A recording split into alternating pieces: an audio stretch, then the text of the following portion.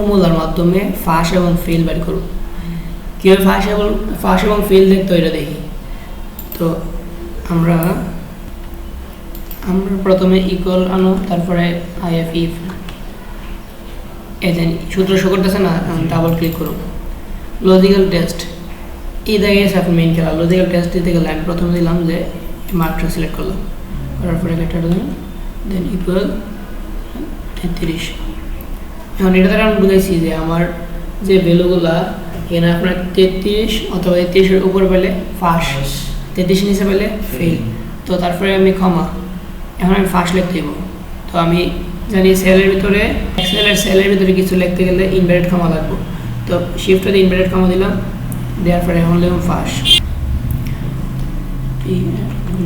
তারপরে inverted comma close, তারপরে আবার কমা দিবেন। এখন ফার্স্ট লিখলে সে দরকার আছে ফেল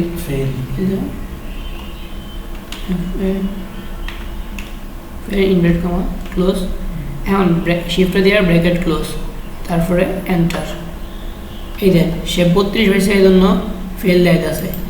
এখন বাকি রেজাল্টগুলো দেখতে গেলে একদম সহজ। আমরা জাস্ট এদিকে স্ক্রল করুন নিচের দিকে, এই দেন খুব সহজ আমরা ফাঁস এবং ফেল বের করতে পারি। এই ফর্মুলার মাধ্যমে খুব ইজিতে আপনি ফাঁস এবং ফেল বের করতে পারেন।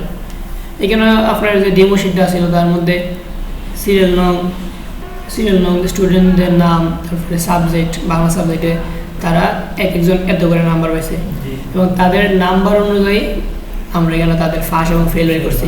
খুব সহজ এই ফর্মুলার মাধ্যমে ফাঁস এবং ফেল বের করেছি। আশা করি পারবেন এটা।